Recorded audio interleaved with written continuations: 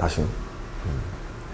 오늘하고 다음 주하고 이제 2회에 걸쳐가지고 이제 확률 파트에 관한 영역의 문제들 할 텐데, 이제 확률 파트의 마지막 부분에 들어있는 통계 부분의 문제들은 사실 여태 자연계에서는 거의 안 나오다가 작년에 2016학년도 이제 시험 볼 때 가톨릭대라든지 이라대 문제를 통해서 어떤 내용들을 중심으로 문제들이 출제되는지 어떤 형식과 형식을 이용해서 살펴보도록 합시다.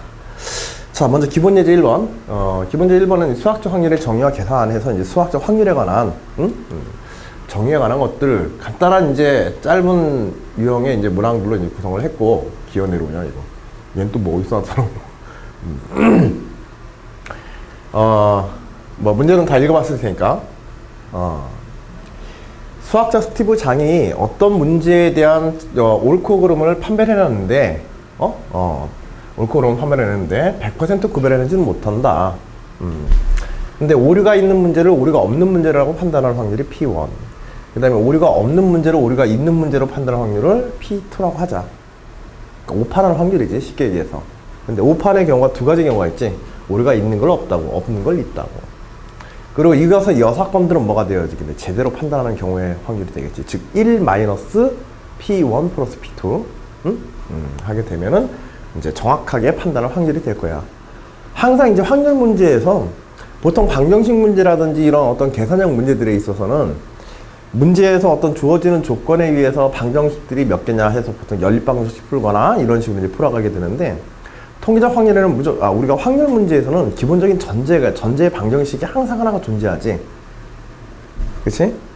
모든 사건의 확률의 합은 항상 얼마다? 그렇지, 1이라고 하는 방정식 자체가 하나가 존재하기 때문에 정보가 일반적인 문제를 푸는 것보다는 조금 적어도 수리적인 연산식을 만들거나 하는 데는 조금 더 이제 용이할 수는 있어요. 근데 보면은 문제들이 이런 사건 관계들을 다루기 때문에, 그리고 문제 어렵게 만드는 게 어떻게 어렵게 만드는 거야? 확률 문제는.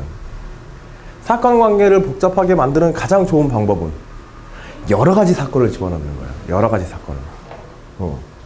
넣으면 넣을수록 대가리는 이제 막 복잡해지는 거지. 자, 그리고 또 우리가 여러분들 교과상에서도 확률 문제들이 좀 까다로운 것 중에 하나는 어떤 상황마다 확률을 계산하는 방법들이 좀씩 다르지.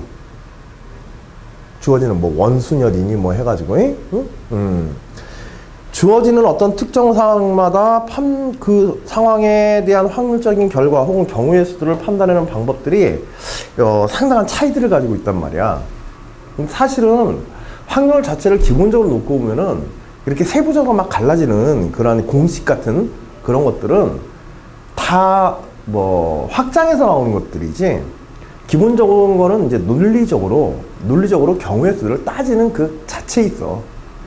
나머지 여러분들 공식처럼 이렇게 하는 것들, 원순위를 뭐 해가지고 하는 것들은 결국은 그 상황을 고려해서 거기에 그걸 쉽게 계산할 수 있는 어떤 수학적 공식화를 시켜놓은 거지, 실제로 그것 자체가 어떤 공식이다라고 얘기하기는 조금 뭐한 그런 것들이에요.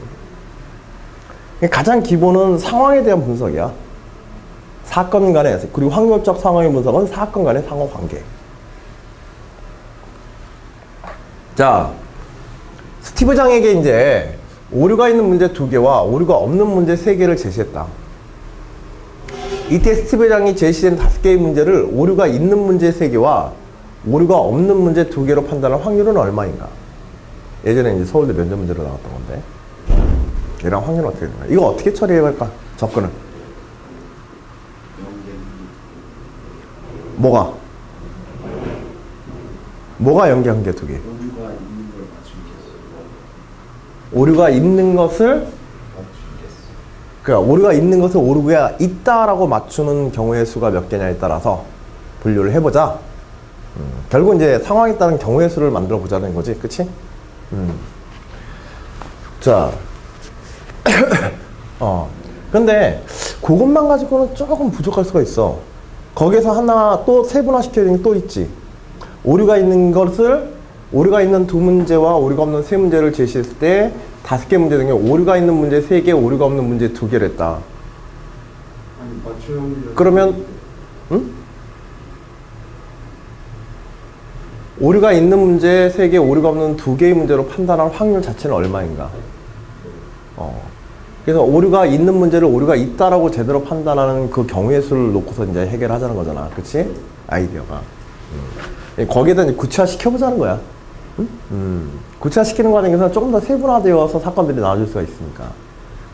예를 들어서 여하튼 이제 어떤 하나의 기준을 만드는 건 중요해. 그리고 그 기준을 어떻게 만들어내에 따라서 접근 방법이 전혀 상이하게 다르게 나서 결과는 똑같더라도 식도 달라지고 그런 경우들이 많아, 확률 문제들은. 오류가 있는 문제를 오류가 있는 문제로 판단하는 경우. 그치? 오류가 있는 문제를 오류가 있는 문제로 판단할 때 오류가 있는 문제를 오류가 있는 문제로 판단하는 게 하나도 없는 경우. 그 경우는 오류가 없는 세 개의 문제를 모두 다 오류가 있다라고 판단하는 거지. 그치? 그런 사건 하나. 그 다음에 오류가 있는 문제 한 개를 실제로 오류가 있다라고 정확하게 판단하는 경우. 그럼 오류가 없는 문제 하나를, 두 개를 오류가 있다라고 또 판단하게 되지. 그치? 그리고 오류가 있는 문제 한 개를 오류가 없다라고 이렇게 판단하게 되고. 그쵸? 그 다음에 오류가 있는 문제가 두 개를 정확히 맞췄다고 한다면, 두 개 정확히 맞추고 하나를 오판한 경우. 그는 오류가 없는 문제 한 개, 세 개 중에서 하나를 오류가 있다라고 오판하는 경우가 되겠지. 그치? 그러면 그 외에 다른 경우들은 존재하지 않지, 일단은. 그치?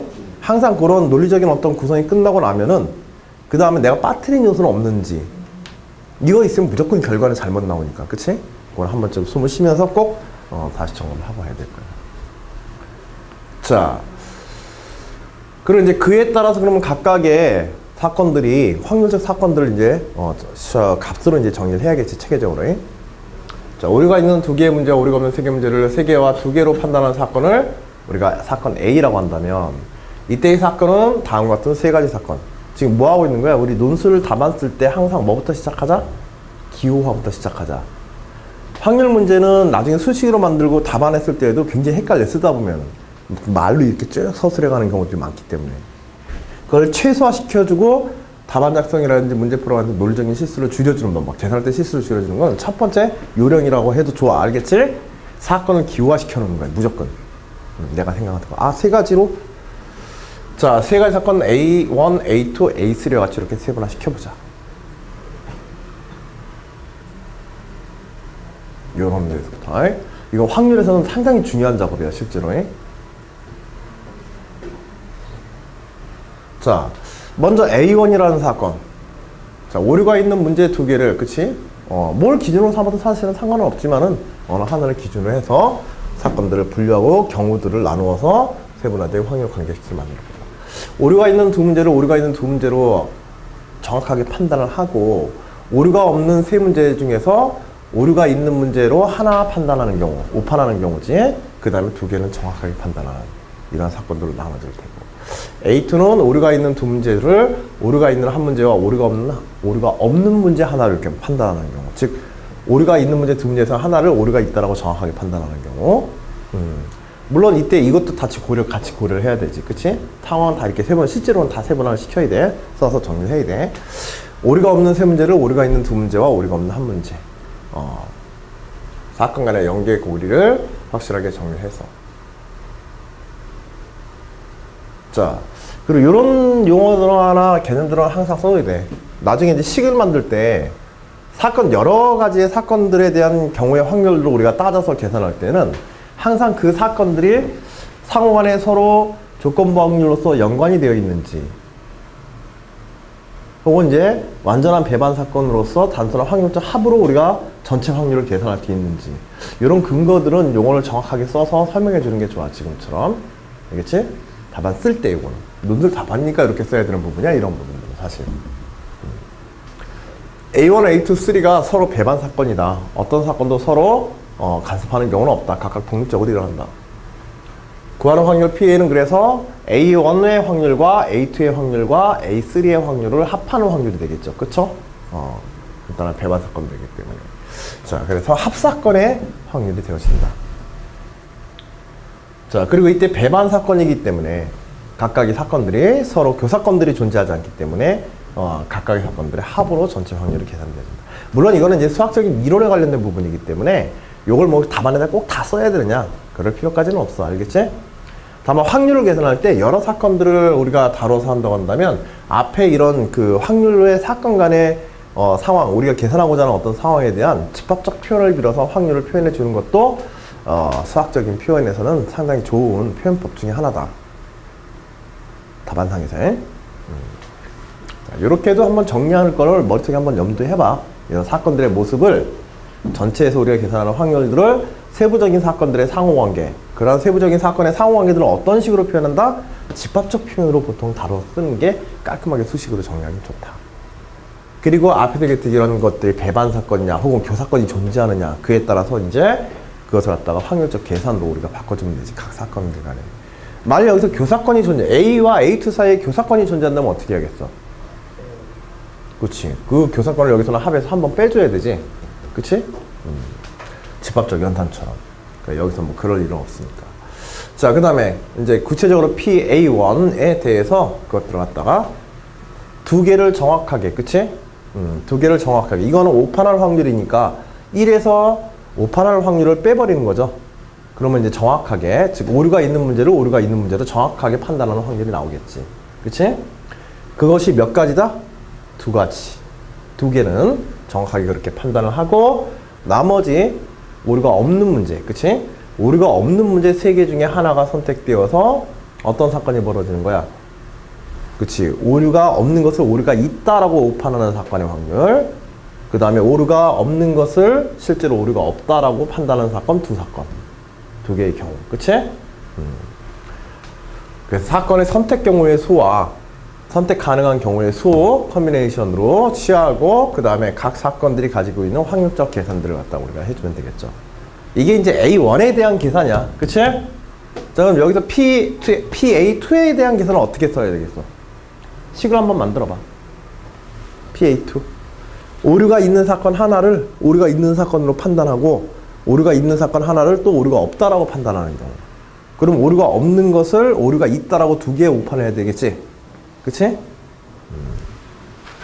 그걸 이런 확률적 관계식으로 만들어봐. 요 식 자체는 상당히 자주 등장해. 우리 확률 계산하다 보면. 염두 삼아서 한번 식으로 만들어보세요. A2에 대해서.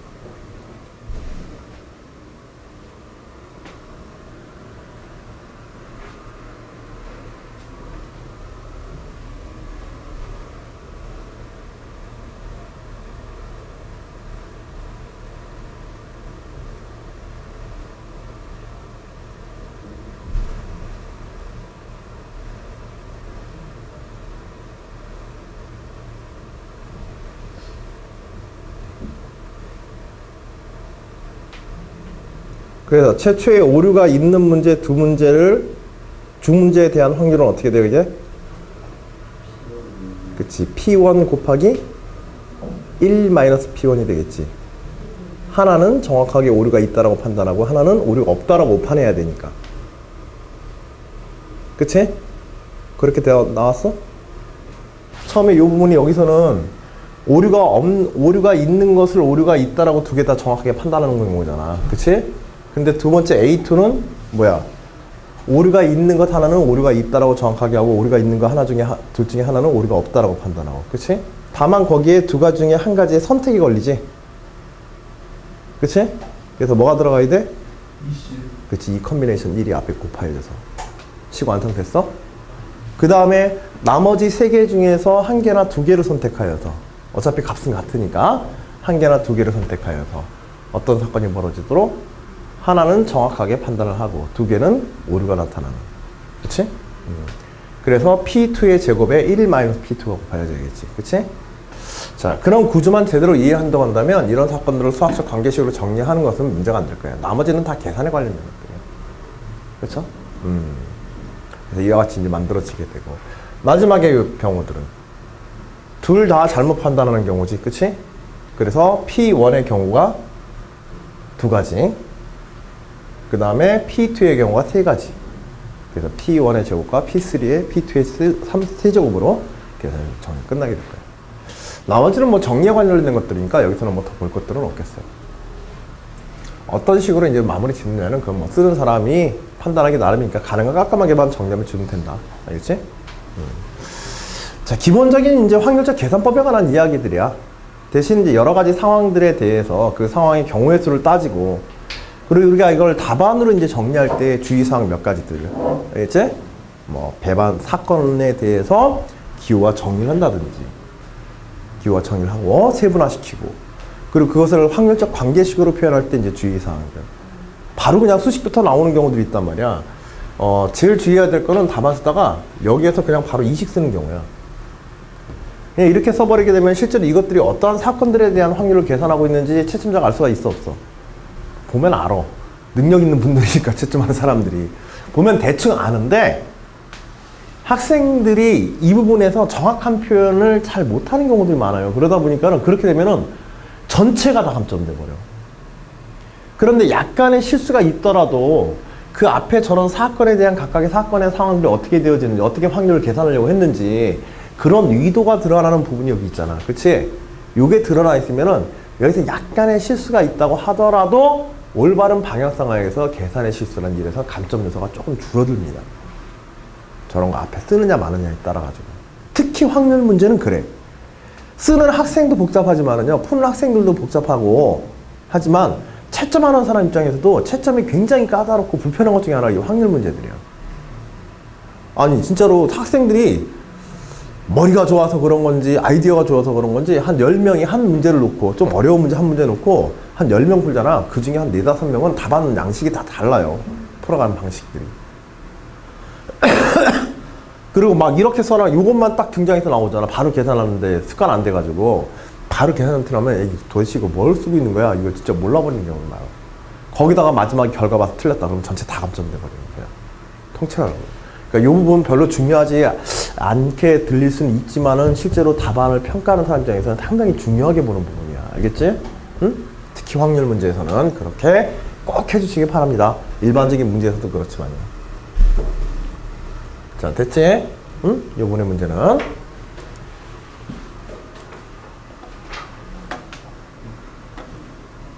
자, 일단 이제 가벼운 문제들부터 우리 시작하면서 이제 살펴보도록 합시다.